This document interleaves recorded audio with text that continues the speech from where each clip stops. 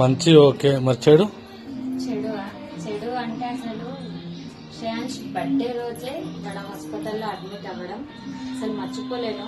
ఆ రోజు ఎంతో హ్యాపీగా ఉంటాడు వాడు అందరినీ చూసి ఎంత యాక్టివ్ అవుతాడో. బెలూన్స్ అవన్నీ ఎంతో గ్రాండ్ గా చేయాలి వాడి బర్త్డే సెలబ్రేషన్స్ అనుకున్నాము.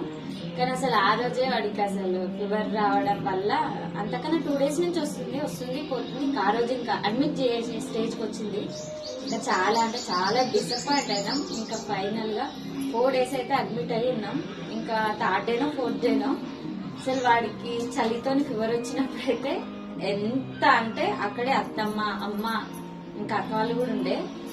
అసలు ఆ సిచ్యువేషన్ చెప్పడానికి లేదు. చాలా అంటే చాలా సీరియస్ అనిపించింది. అసలు చూస్తుంటే మనిషి నాకు కూడా ఉన్నా కానీ ప్రాణం లేదు. నాకైతే మస్తు భయపడ్డాం అత్తమ్మ అమ్మ. నేనైతే చాలా అంటే చాలా భయం వేసింది వాడు అట్లా షివరింగ్ అవుతుంటే.